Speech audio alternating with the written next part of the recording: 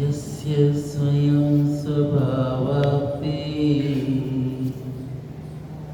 रभावे कृष्णकर्म तस्मै संज्ञानरूपाय नमोस्तु परमात्मने नमोस्तु परमात्मने नमोस्तु परमात्मने। आदि ब्रह्मादिनाथ भगवान की जय। अंतिम तीर्थेश्वर महावीर भगवान की जय। परम पूज्य ज्येष्ठ आचार्य श्री आदिशंकर जी महाराज की जय। परम पूज्य तीर्थ भक्त शिरोमणि आचार्य भगवान महावीर तीर्थ जी महाराज की जय। परम पूज्य वात्सल्य रत्नाकर निमित्त ज्ञानी आचार्य विमल सागर जी महाराज की जय। तपोमूर्ति तपोमार्ग महामना आचार्य भगवान सरस्वती सागर जी महाराज की जय। परम पूज्य भीष्म ज्ञान चतुर्पट्टाधि प्राण श्रेष्ठ गुरु आचार्य विमल सागर जी गुरुदेव की जय। बोलिए वात्सल्य मूर्ति युवा रत्न अतिशय की मनीषी श्री रत्न सागर जी महाराज जी की जय। लगातार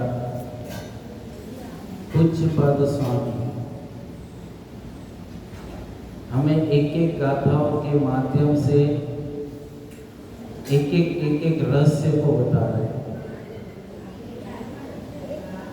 हम तीन तरह की आत्मा का भेद विज्ञान कर रहे हैं, एक तो बहिरात्मा, एक अंतरात्मा और एक परमात्मा। बहिरात्मा में श्रावक हमेशा भाई की सोचता है, दूसरे का ही सोचने में लगा रहता है, दूसरे का ही करने में लगा रहता है। अंतरात्मा वाला व्यक्ति निज स्वरूप में उतर जाता है, निज का चिंतन करता है और अपने आप में खो जाता है कि मुझे दूसरा कोई भी पदार्थ अपना नहीं है। मैं सब पर भेद विज्ञान जब तक नहीं करूंगा तब तक मेरा कल्याण नहीं होगा। और परमात्मा जिन्होंने बाह्य आत्मा को छोड़ दिया, अंतरात्मा से जुड़कर स्व का कल्याण करके परमात्मा बनकर के मोक्ष सिद्धार्थ पर जाकर विराजमान हो गए, ऐसे परमात्मा बनने की भावनाएं आचार्य पूज्यपाद स्वामी आचार्य भगवान पूज्यपाद स्वामी हमारे लिए कह रहे हैं कि जागो भैया, अब तक बाहर की दुनिया में बहुत घूमते रहे, बाहर का करने में बहुत लगे रहे। अंतर आत्मा की दृष्टि में आओ, अंतर में उतर जाओ, अंतर का ध्यान करो और अपने आप को परमात्मा बनाने की भावना बना लोगे तो तुम्हारा कल्याण होगा। कि संसार में बार बार जन्म मरण करना, बार बार जन्म मरण करके गोते खाते रहना, ये तो अनादिकाल से तुम करते आए हो। पर अब तुम्हें उन सब से हटकर परमात्मा बनकर सिद्ध शिला में जाके विराजमान हो जाना है, ताकि बार बार ये जन्म मरण आपके लिए ना हो। बहुत कर लिया जन्म मरण, बहुत बार माँ की कुक्सी में आ गए, 9 माह तक आपने झूठा खाया, अब भी आपको समझ में नहीं आई कि आपको क्या करना।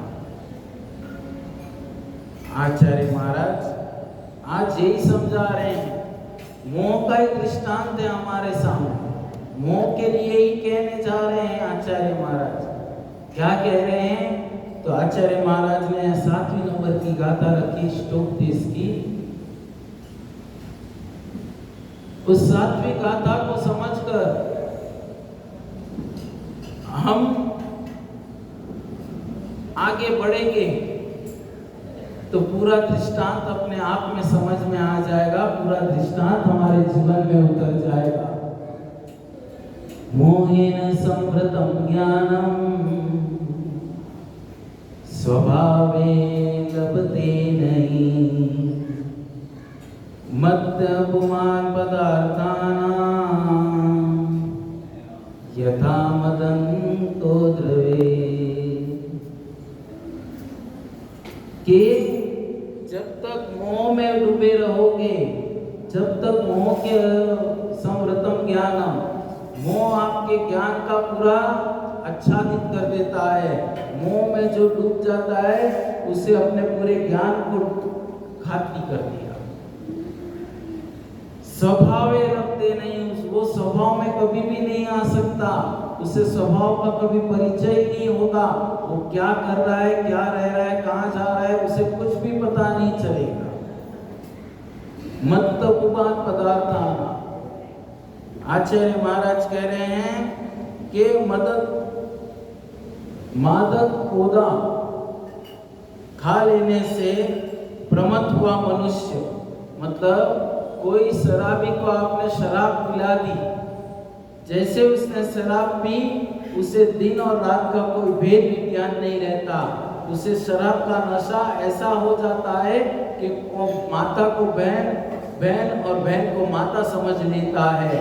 ऐसा वो शराबी की तरह है। जब तक हम इस मोह में पड़े रहेंगे, जब तक इस मोह के कंगाल में पड़े रहेंगे, तब तक हमें अपना आत्मबोध कभी नहीं हो सकता। और जिस दिन हमें अपने आत्मबोध का कल्याण करना है, अपने आत्मा का कल्याण करना है, तो इस मोह से हटना पड़ेगा। मोह से हट जाओगे, मोह से बाहर निकल जाओगे, तो आपका कल्याण अपने आप होना चाहिए। और मोह से अच्छा दिन क्या है? तो आचार्य महाराज अगली गाथा के बारे में कह रहे हैं, वपुर्ग्रधनंदारा पुत्र मित्रानि शत्रुवा सर्वार्थानि स्वभावानि मूढ़ं स्वामी पप्यते। आचार्य महाराज अब बता रहे हैं कि वपु मतलब शरीर, धन मतलब पैसा, दारा मतलब पत्नी, पुत्र मतलब बेटे बेटी, मित्राणी मतलब मित्र, वपुर्ग्रह धनमदारा पुत्रा मित्रानि शत्रुआ और शत्रु। सभी कैसे हैं? अपने स्वार्थ के भरे हुए। सभी को अपना स्वार्थ समझ में आता है। ये सभी अपने आत्मा से भिन्न है। ये कोई भी हमारे सगे संबंधी नहीं है। ये कितने समय तक हमारे सगे हैं कि जब तक हम इनसे जुड़े हुए हैं, जब तक इनसे एक दूसरे से काम लगा हुआ है, जब तक कि हमारे प्रेम काम में आ रहे हैं, तब तक ये हमारे सगे संबंधी है। जैसे इनसे काम छूटा, जैसे इनसे सब कुछ छूटा, सब जन अपने अपने काम पे लग जाएंगे, अपने अपने उसमें हो जाएंगे। और आचार्य महाराज कह रहे हैं कि मूर्ख जीव इन सबको अपना मान। बताइए कि आपके साथ कौन साथ में जाने? हाँ, कोई जाने वाला है आपके साथ में? कोई गया आपके साथ अभी तक किसी दिन? मरकट तक छोड़ने आ जाएंगे। और किसी को कहा, अरे भाई तेरा तो सगा भाई था, सगी बहन थी, सगी पत्नी थी, अरे तू ऐसा क्यों खड़ा है, तू उसके साथ चला जा। बोले पागल है क्या, मूर्ख है क्या? कोई जाता है? कोई नहीं जाता है। आप अकेला अवत करे, मरे अकेला हो, या कबू इस जीव का साथी सगा ना हो। कोई हमारा साथी सगा नहीं है। पर मूढ़ प्राणी, मूर्ख प्राणी इन सबको अपना समझकर बैठा हुआ है, अपने मन अपने अलग बनाकर बैठा हुआ है। और जब तक ये इनके अपने में बनाकर रहेगा, तब तक वो अपना आत्म कल्याण कभी नहीं कर पाएगा। निज का स्वरूप भी नहीं जान पाएगा कि मैं कौन हूं, मैं कहां से आया हूं, मुझे क्या करना है और मुझे कहां जाना है। इसका भेद विज्ञान वो कर ही नहीं पाएगा। और जिस दिन उसका इस भेद विज्ञान का समझ में आ गई, जिस दिन उसे भेद विज्ञान हो गया कि मुझे क्या करना है, मुझे तो आत्मचिंतन करना है, अपना आत्म कल्याण करना है, अपनी श्रुता बनानी है, अपना भेद विज्ञान करना है, तो वो कल्याण कर पाएगा। बाकी कल्याण कितने ही भव निकल जाएंगे, वो अपना शुद्ध का कल्याण कभी नहीं कर आचार्य महाराज एक दृष्टांत के माध्यम से समझाना चाह रहे हैं कि एक समय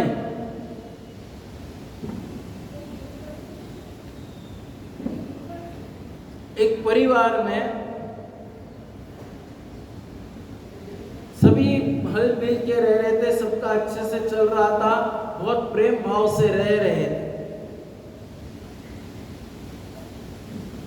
एक दिन एक व्यक्ति आया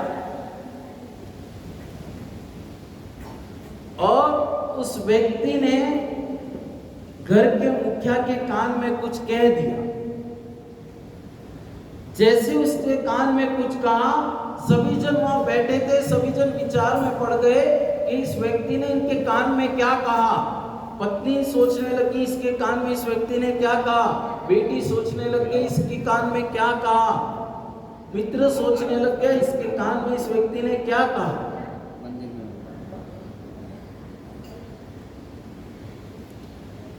सब जन उसके तरफ देखते हैं, सब कुछ करते हैं, सब जन ये सोचते हैं कि ये हमें जरूर बताएगा इसके जाने के बाद में, पर वो उसके कान में जो बोल जाता है कोई भी उसको किसी को बताने की इच्छा नहीं करता। उस व्यक्ति के जाने के बाद में पत्नी ने उसके पति से पूछा कि सुनिए, वो व्यक्ति आपके कान में क्या बोल गया, हमें भी तो बताइए। उसने कहा कुछ नहीं कहा, कुछ भी नहीं कहा उसने, बस कान में खाली गुड़गुड़ रहा था और कुछ कहा बिगड़ ही चला गया। पत्नी ने कहा ऐसे कैसे हो सकता है, कुछ कहे बिगड़, कान में कुछ बोले बिगड़ कैसे चला गया, वो तो मुंह ऐसे ऐसे कर भी रहा था और ये चला, ऐसे कैसे चला गया। पुत्र ने पूछा कि पिताजी, वो अंकल जी आए थे, उन्होंने आपको क्या कान में कहा, हमें भी तो बताइए, हम भी तो जान पाए, कुछ बात होगी तो हम भी उसका मनोरंजन ले सकेंगे। पिता ने कहा बेटा कुछ नहीं कहा, बस वो अपने बस बोल रहा था, मेरे कुछ समझ में नहीं आया, खुद चला गया।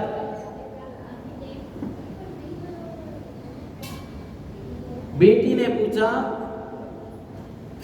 तो बेटी को भी उसने यही कहा कि बेटा कुछ नहीं कहा, बस वो खाली बबड़ रहा था, कुछ समझ में नहीं आया और चला गया। सब जन विचार में पड़ गए कि मेरे पति ऐसा क्यों बोल रहे हैं, पिताजी ऐसा क्यों बोल रहे हैं, कान में तो उसने कुछ ना कुछ तो कहा है।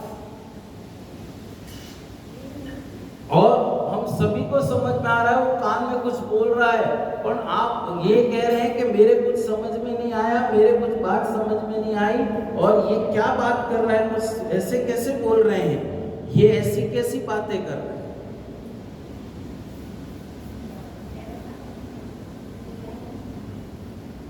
वो बार बार पूछने पर भी सब जन को ऐसे ही बोल रहा था, कुछ नहीं कहा, कुछ नहीं कहा।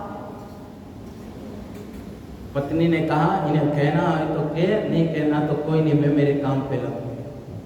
बेटे ने कहा कि नहीं पापा, कुछ पिताजी कुछ बताना नहीं चाहते हैं, तो मैं मेरे स्कूल के काम पे, स्कूल जाने का है, मुझे स्कूल जाना। बेटी भी स्कूल की तरफ चली गई,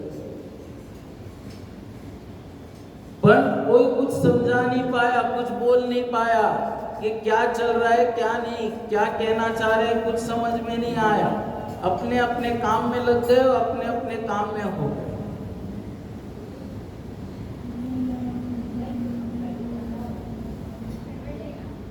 अरे सब जन विचार में, दिन भर उनका विचार उसी का उसी में चल रहा था कि इन्होंने कुछ बताया नहीं, क्या है क्या नहीं और क्या कर रहे हैं, कुछ बोलना भी नहीं चाह रहे हैं, हमें बताना भी नहीं चाह रहे हैं, क्या हो रहा है।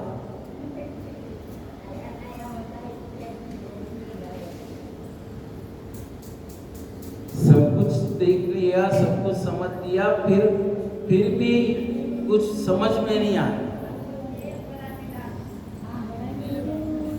उन्होंने कहा कि वो व्यक्ति आपको कुछ कह गया, आप बोल रहे हम मुझे कुछ नहीं कहा, कुछ बोला नहीं, ऐसे कैसे हो सकता है? वो कान में तो आपके मुंह हिला रहा था, मुंह से हिल भी रहा था, और आप कह रहे हैं हमें कुछ नहीं कहा। बोले उसने कुछ भी नहीं कहा, वो खाली अपना मुंह हिलाकर चला गया।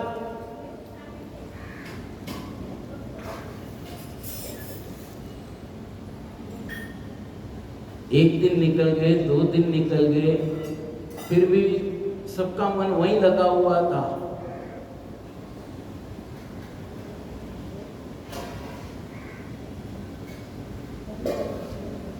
फिर पत्नी ने सोचा इन्हें कहना है तो कह, नहीं कहना है तो रहने दे, अपने अपने काम पे लगो, अपना कार्य करो।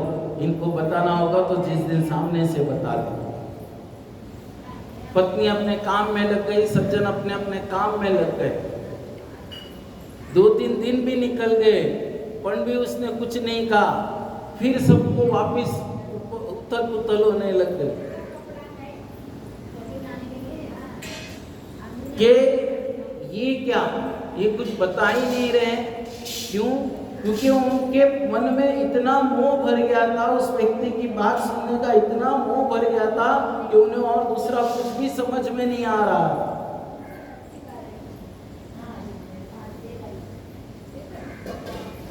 कि ये हुआ तो क्या हुआ, ये कैसे चल रहा है, क्या बात चल रही है, हमें कुछ समझ में नहीं आ रहा, और ये हमें बताना भी नहीं चाहते। कहते हैं ना कि इंसान जब मोह में फंस जाता है, मोह के अंदर उतर जाता है, मोह में आच्छादित हो जाता है, तो उसे दूसरा कुछ भी समझ में नहीं आता। वो उसी के उसी में ही फंसा रहता है। एक समय की बात है, एक मुनिराज नगर में आए। मुनिराज पूरे गांव में आए, पूरे नगर में घूमे, घूम करके वो मंदिर में जाकर त्रिलोकीनाथ भगवान के दर्शन किए। दर्शन करके वहीं मंदिर के प्रांगण में बैठे। गांव में सूचना मिली कि कोई मुनिराज मंदिर में आए हैं और दीर्घ तपस्वी हैं और बहुत ज्ञानी हैं। सभी जन मंदिर में पहुंचे दौड़ के कि मुनिराज कहीं निकल ना जाए ऊपर।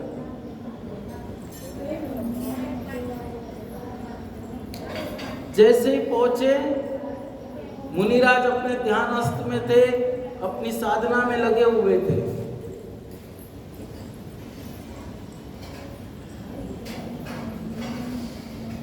सभी जन पहुंचे और मुनिराज अपने ध्यान में थे। थोड़ी देर बाद में ध्यान का विश्राम हुआ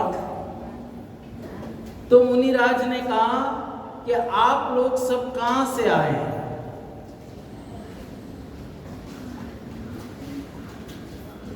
क्या कहा मुनिराज ने कि आप लोग सब कहां से आए हैं? किसी ने कहा महाराज जी हम दुकान से आए हैं, किसी ने कहा कि हम घर से आए हैं, किसी ने कहा कि हम बाजू के गांव से आए हैं, किसी ने कहा कि मैं अपने व्यापार से आया हूं, कि हमने सुना गुरुदेव नगर में आए हैं तो इसके लिए हम सब आपके दर्शनार्थ आए। मुनिराज ने फिर पूछा कि भैया आप कहां से आए हो?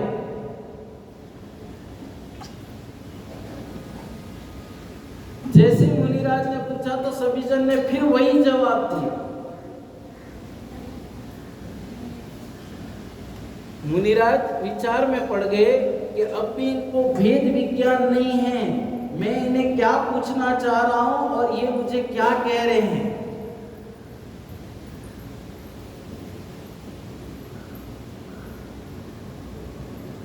फिर उन्हें वापस पूछने पर भी उनके पास से सही जवाब नहीं मिला। फिर मुनिराज ने कहा कि भैया मैंने ये पूछा कि आप कहां से आए हो और आप सब जन कह रहे हो कि हम घर से आए हैं, दुकान से आए हैं, व्यापार पे से आए हैं, ऐसा सब बता रहे हो, पर आप लोग कोई भी वहां से नहीं आए हो। आप तो संसार भ्रमण में से आए हो, इस संसार के भ्रमण के चक्रव्यूह से निकल कर आए हो। कि कोई इतर निकोद से आया है, कोई नित्य निकोद से आया है, कोई नरक से आया है, कोई देव गति से आया है, कोई मनुष्य गति से मनुष्य होकर आया है। आप लोग कहाँ से आए आपको किसी को भी मालूम नहीं है। मैंने इसके लिए पूछा कि आप कहाँ से आए हो।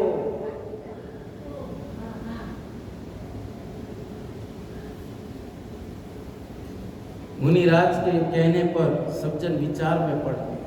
मुनिराज ने कहा कि आप किसी को भी अपना भूत भविष्य पीछेगा भूत भविष्य का मालूम नहीं है। आप सब वर्तमान की जगह को जान रहे हो, भूतकाल का आपको मालूम नहीं है, भविष्य में क्या होने वाला आपको मालूम नहीं है। आप अपने इस वर्तमान पर्याय में हो, बस आपको इतना ही मालूम है।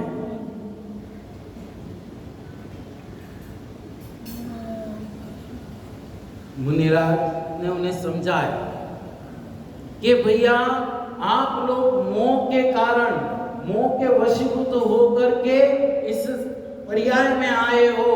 कोई माँ बन के आया है, कोई पिता बनकर आया है, कोई पुत्र बनकर आया है, कोई बेटी बनकर आई है, और एक दूसरे के मोह जाल में इतने फंसे हो कि आपको स्व भेद विज्ञान हो ही नहीं।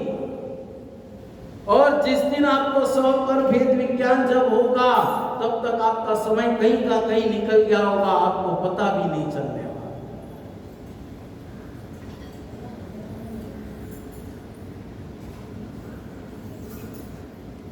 विचार किया, बार बार विचार करके, बार बार विचार में उनको डुबोया कि आप विचार करो कि मैंने कौन सी गति में से आया हूं, कौन सी गति में जाऊंगा। अब तक तो मुझे पता ही नहीं है, मैं कहाँ हूँ, क्या हूँ, कुछ भी पता नहीं है, और मेरे लिए क्या होने वाला वो भी पता नहीं। इस भव में मिले हैं, मनुष्य भव में मिले हैं, और मनुष्य भव में मिलने के बाद भी अगर आप मोह में फंसे रहोगे, मोह के कारण आप अपने कार्य में लगे रहोगे, तो आपका कल्याण कभी नहीं होगा। हमें तो निज के कल्याण का स्वरूप जानना है, निज के कल्याण में लगना है कि अगर हम माँ पिता भाई बहन इनके इसमें लगे रहेंगे तो हमारा आत्म कल्याण हम कभी नहीं कर पाएंगे। क्योंकि आचार्य महाराज यहाँ क्या कह रहे हैं, वपुर ग्रह धनमदारा पुत्रा मित्रानि शत्रुआ सर्वार्थानि स्वभावानि मूढ़म स्वानि पपद्धते। मतलब वो मूढ़ है, उसे अभी तक ये ज्ञान नहीं हुआ कि मैं अकेला आया था और एक ना एक दिन अकेला ही जाने वाला हूँ, कोई भी मेरे साथ जाने वाला नहीं है। और मैं जब तक इसमें हूँ और जब तक इस मोह के वश में फंसा हूँ और पिता पुत्र भाई बहन करने में लगा रहूंगा, तब तक मेरा आत्म कल्याण कभी नहीं होगा। मुझे तो सवेद का भेद विज्ञान करना है, निज का भेद विज्ञान करना है कि ओ अनादिकाल से मैंने जन्म मरण किया, अनादिकाल से मैं जन्म मरण के गोते खाते आ रहा हूँ, बार बार माँ की कुर्सी में आता हूँ, 9 माह तक उल्टा लटका रहता हूँ, जो माँ झूठन खाती है वही मैं खाता रहता हूँ, और फिर बाद में भी उसके बाद भी मुझे अपना भेद विज्ञान नहीं हो रहा। तो इसके कारण क्यों? क्योंकि आपको मोह का भूत लगा हुआ। जब तक उस मोह के भूत से बाहर नहीं आओगे, जब तक अपना भेद विज्ञान नहीं कर पाओगे, तब तक आपका आत्म कल्याण होने वाला नहीं है। अरे हमें तो अपना आत्म कल्याण करना है, निज का आत्म कल्याण करना है। बहुत दिन तक घूम ले, हाय मेरा बेटा, हाय बेटी, हाय पिता, हाय पत्नी पति करते करते बहुत समय निकल गया, अब वो सब करने का समय बंद पूरा हो गया। मुझे तो आत्म कल्याण की साधना में लगना है और निज स्वरूप में उतरकर अपना भेद विज्ञान करके आत्म कल्याण करोगे तो आपका मोक्ष मार्ग पर सकते। ये संसार असार है, ये संसार असार है। इस संसार में आपका कोई भी साथी सगा नहीं है। हाँ, कहाँ तक आते हैं परिवार वाले? मरघट तक आते हैं, उसके आगे कोई आता है? कोई नहीं आता। रो के 2 घंटे 4 घंटे वहां बिताएंगे, जैसे ही आपको ले जाना चालू करेंगे और थोड़ा जोर से लो लेंगे और फिर घर में बैठे बैठे 2-4 दिन दुखी रहेंगे, फिर अपने काम पे लगेंगे। इसके लिए इस संसार की वशीभूता से बाहर निकलकर अपने निज परिवार का, निज स्वरूप का कल्याण करो। पर के कल्याण में कोई भेद विज्ञान नहीं है, पर में कुछ भी नहीं रखा है। और जिस दिन हमें स्व का कल्याण समझ में आ जाएगा, उस दिन पता चलेगा कि ये वपु गर्भ धनम दारा पुत्रा मित्रानि शत्रुआ सर्वार्थानि स्वभावानि मूढ़म स्वानि पवत्ते। मतलब सब स्वार्थ के भरे हैं। निज का स्वार्थ जिस दिन तक लगा है तुम्हारे साथ में, जब तक तुम्हारे साथ में इनका स्वार्थ जुड़ा हुआ है, जब तक आप आपके पति को रोटी करके खिला रहे हो, आप आपके पत्नी बेटे को खाना वाना दे रहे हो, जब तक उनका आपसे स्वार्थ लगा हुआ है, तब तक हाँ मम्मी जी, हाँ बेटी, हाँ हाँ प्रेम से बोलेंगे। एक दिन रोटी बना के मत दो, या एक दिन कुछ ऐसा करो कि मेरे पास टाइम नहीं है, तुम तुम्हारे हाथ से बनाकर देख लो, फिर उस दिन देखना क्या तांडव होता है। इसके लिए ये सब किसके कारण जुड़े हुए? अपने अपने स्वार्थ के कारण तुमसे जुड़े हुए। जिस दिन इनका स्वार्थ पूरा होगा, ये अपनी और की ओर दिशा में उड़ जाएंगे, अपने काम पे लग जाएंगे, आपसे कुछ भी नहीं मांगेंगे और ये कहेंगे कि मैंने तो इसका बहुत किया है, मैंने तो इसका बहुत किया, और इसने मेरे लिए क्या किया, बस ये बात आ जाएगी। इसके लिए इस मोह स्वमृतम ज्ञानों से निकल करके और वपुर ग्रह धनम दारा पुत्रा मित्रानि शत्रुआ सर्वार्थानि स्वभावान, सभी क्या है? अपने स्वार्थ के स्वभावी हैं। अपने स्वार्थ का काम जब तक पूर्ण नहीं हो रहा, तब तक इन्हें दूसरा कुछ नहीं दिख रहा। तब तक आपसे मीठी मीठी बातें करेंगे, तब तक आपके लिए प्रेम भाव की बातें करेंगे, तब तक आपके लिए सब कुछ प्रेम से बोलेंगे। और जिस दिन ऐसा होगा, जिस दिन ऐसा नहीं हुआ, तो फिर ये सब अपने अपने काम पर दौड़ जाए। इसके लिए इस संसार में गोते खाने से अच्छा तो है निज स्वरूप का कल्याण करो, आत्म स्वरूप का कल्याण करो। निज आत्म भेद विज्ञान को जानकर निज का कल्याण करने के भाव बना लोगे तो आपका सबका कल्याण होगा, नहीं तो आपका किसी का भी कल्याण नहीं होगा। आप घर पे बैठे हो, दुकान पे बैठे हो, निज का कल्याण करने के लिए भावना बनाओ कि धर्म ध्यान में जितना लग सकती हो, जितना कर सकते हो, उससे मेरा कल्याण होगा और से मेरा कोई भी कल्याण होने वाला नहीं। आप सबका मोक्ष मार्ग प्रशस्त हो, आप सबको भेद विज्ञान हो जाए और पर से निकलकर स्व के कल्याण में लग जाओ। यही मंगल भाव के साथ बोलिए परम पूज्य आचार्य सुनील सागर जी गुरुदेव की, बोलिए वात्सल्य मूर्ति युवा रत्न अतिशय योगी मनीषी श्री रत्न सागर जी गुरुदेव की जय।